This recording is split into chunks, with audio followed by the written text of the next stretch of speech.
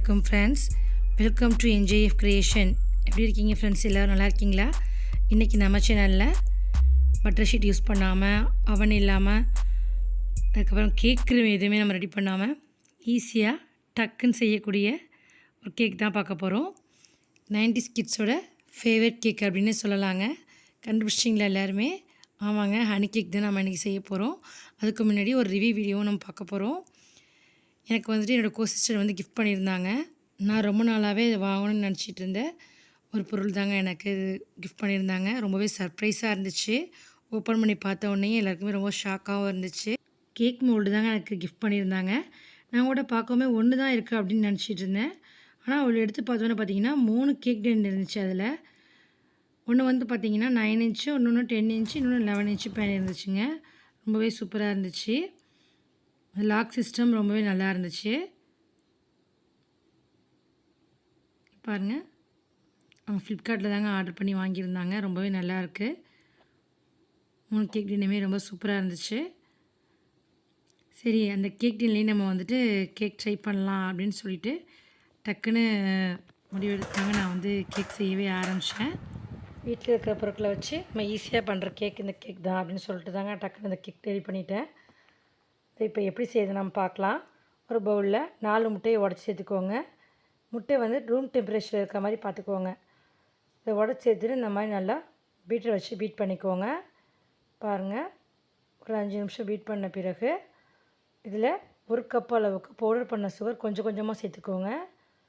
டக்குன்னு சேர்த்துட வேணாம், கொஞ்சம் கொஞ்சமாக சேர்த்து இந்த மாதிரி பீட் பண்ணி எடுத்துக்கோங்க. உங்கள்கிட்ட பீட்டர் இல்லை அப்படின்னா நீங்கள் மிக்சியில் கூட ட்ரை பண்ணலாம். கொஞ்சம் டைம் எடுக்கும், அவ்வளோதான் வித்தியாசம். மற்றபடி டேஸ்ட் எல்லாமே ரொம்பவே நல்லாயிருக்கும். நீங்கள் மிக்சியில் கூட ட்ரை பண்ணி பாருங்கள். இப்போது சுகர் எல்லாம் கரைஞ்சது பிறகு 1/2 கப் அளவுக்கு ஆயில் சேர்த்துக்கலாம். சேர்த்து அதையும் நல்லா அந்த மாதிரி பீட் பண்ணிக்கோங்க.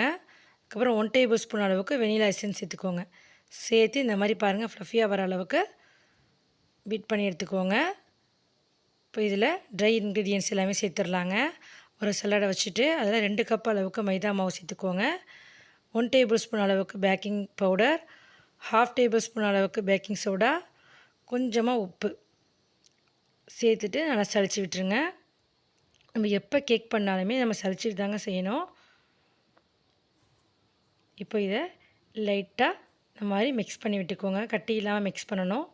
ரொம்ப அழுத்தம் கொடுத்து பண்ணிட வேண்டாம். இந்த மாதிரி லைட்டாக மிக்ஸ் பண்ணிக்கோங்க. மிக்ஸ் பண்ணும்போது 1/2 கப் அளவுக்கு பாலை கொஞ்சம் கொஞ்சமாக சேர்த்து மிக்ஸ் பண்ணுங்கள்.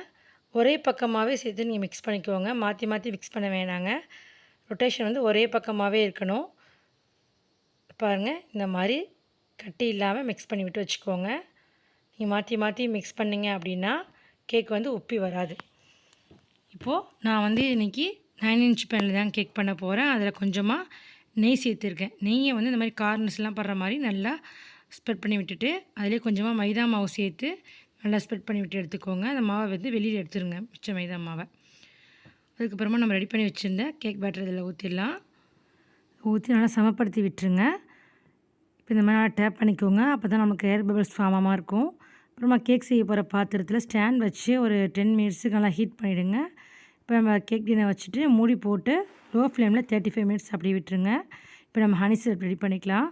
அதுக்கு 3 டேபிள் ஸ்பூன் அளவுக்கு ஹனி சேர்த்துருக்கேன் ஒரு பேனில். அதுக்கப்புறமா 2 டேபிள் ஸ்பூன் அளவுக்கு தண்ணி சேர்த்துட்டு 1 டேபிள் ஸ்பூன் அளவுக்கு சுகர் சேர்த்து நல்லா மிக்ஸ் பண்ணி விட்டுருங்க. நல்லா கரைஞ்சாலே போதும், பாகாகணும் அப்படிங்கிறதுலாம் இல்லை. இப்போ பார்த்தீங்கன்னா 15 நிமிஷம் ஆயிடுச்சு. கேக் டின்னை ஓப்பன் பண்ணி பார்க்கலாம். இந்த மாதிரி டூத்பிக் வச்சு செக் பண்ணி பார்த்துக்கோங்க. இங்கே பாருங்கள், நல்லா வெந்திருக்கு. இப்போ ஸ்டவ் ஆஃப் பண்ணி நல்லா ஆற விட்டு நம்ம எடுத்துக்கலாம். நல்லா ஆறிடுச்சுங்க. இப்போது கேக் டின்னை லாக்கை விட்டு எடுத்துட்டேன். எடுத்து இப்போ ஈஸியாக இருக்க வந்துருச்சு. எனக்கு ரொம்ப பயமாகவே இருந்துச்சு. எனக்கு நம்ம ஃபஸ்ட் டைம் ட்ரை பண்ணுறோமே, எப்படி இருக்க போதோ தெரியலையே அப்படின்ட்டு. ரொம்பவே நல்லா சூப்பராக வந்திருந்தது. பாருங்கள், அடியில் இருக்க அந்த பிளேட்டும் வந்துருச்சு. கொஞ்சம் கூட ஒட்டவே இல்லை. சூப்பராக இருந்துச்சு எனக்கு கேக். அன்னைக்கு புது கேக் டின்னில் சூப்பராக நம்ம கேக் ரெடி பண்ணியாச்சு. பட்டர் ஷீட் யூஸ் பண்ணாமல். எப்போதுமே பார்த்திங்கன்னா நான் பட்டர் ஷீட்டை யூஸ் பண்ணவே மாட்டேங்க. இந்த மாதிரி நெய் சேர்த்துட்டு அதில் கொஞ்சமாக மைதா மாவு தூவிட்டு கேக் ரெடி பண்ணிவிடுவேன். ஒட்டவே ஒட்டாது, சூப்பராக வரும்.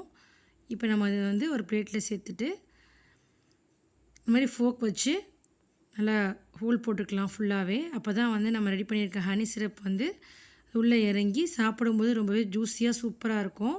ஃபோக் இல்லைன்னா ஒரு குச்சி வச்சு இந்த மாதிரி நல்லா குத்தி விட்டுருங்க. இப்போ நம்ம ரெடி பண்ணி வச்சுருந்த ஹனி சிரப்பை இதில் சேர்த்துடலாம். ஃபுல்லாக நல்லா எல்லா பக்கமும் படுற மாதிரி நல்லா ஸ்ப்ரெட் பண்ணி விட்டுருங்க. இப்போ இந்த ஹனி சிரப்பு இருக்கட்டும். இந்த ஹனி சிரப்பை வந்து ஒரு பவுலில் சேர்த்துருங்க.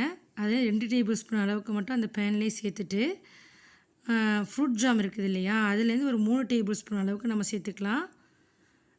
நாளைக்கு கிசானில் உள்ள ஜாம் தாங்க எடுத்திருக்கேன். சேர்த்துட்டு அது மெல்ட் ஆகிற வரைக்கும் ஸ்டவ் லோ ஃப்ளேமில் வச்சுருங்க.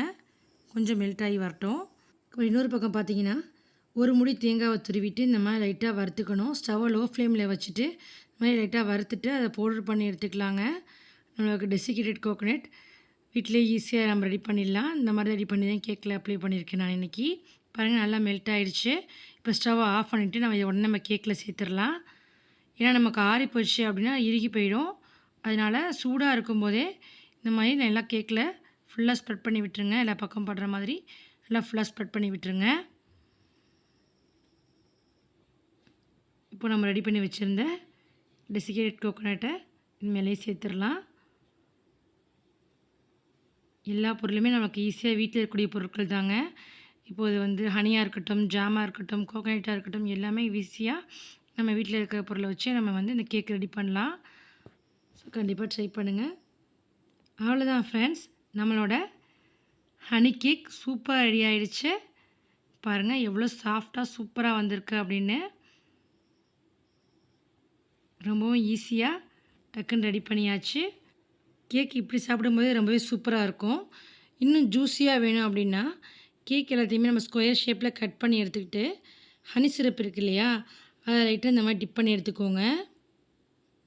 இந்த மாதிரி டிப் பண்ணிவிட்டு ஒரு 5 மினிட்ஸ் அப்படியே இந்த கேக்கை வச்சுருங்க. பார்க்கவும் கலர்ஃபுல்லாக இருக்கும், சாப்பிடும்போது ரொம்ப ஜூஸியாக இருக்குங்க. இங்கே பாருங்கள் இந்த மாதிரி நல்லா டிப் பண்ணி எடுத்து வச்சுக்கோங்க. பாருங்கள் 3 கலர் தெரியுது பாருங்கள். அதில் சாக்லேட் ப்ரௌன் கலர், நடுவில் வந்து ஒயிட் கலர், மேலே வந்து ரெட் கலர் தெரியுதா. பார்க்கவும் கலர்ஃபுல்லாக இருக்கும், சாப்பிடவும் டேஸ்ட்டாக இருக்குது பாருங்கள். கட் பண்ணி காமிக்கிறேன். பாருங்கள் எவ்வளோ ஜூஸியாக சூப்பராக இருக்குன்னு. பார்க்கும்போதே மவுத் வாட்டரிங்காக இருக்குல்ல. கண்டிப்பாக ட்ரை பண்ணுங்கள். ட்ரை பண்ணி பார்த்துட்டு எனக்கு எப்படி இருக்குங்கிறது கமெண்ட்டில் சொல்லுங்கள். எனக்கு கிஃப்ட் பண்ணியிருந்தாங்க இல்லையா சிஸ்டர், அவங்களோட வெட்டிங் டேக்கு நான் அந்த கேக் தாங்க செஞ்சு கொடுத்துருந்தேன். அவங்க எல்லாருமே செஞ்சு சாப்பிட்டு பார்த்துட்டு ரொம்பவே சூப்பராக இருக்குது அப்படின்னு சொல்லியிருந்தாங்க. அதனால் கண்டிப்பாக ட்ரை பண்ணுங்கள். ரொம்பவே ஈஸி தான், எதுவுமே கஷ்டம் கிடையாது. ட்ரை பண்ணி பார்த்துட்டு எப்படி இருக்குங்கிறது எனக்கு கமெண்ட்டில் சொல்லுங்கள். உங்கள் ஃப்ரெண்ட்ஸ் அண்ட் ஃபேமிலிக்கு ஷேர் பண்ணுங்கள். மறக்காமல் நம்ம சேனல் என்ஜிஎஃப் கிரியேஷனை சப்ஸ்கிரைப் பண்ணுங்கள். தேங்க்ஸ் ஃபார் வாட்சிங்.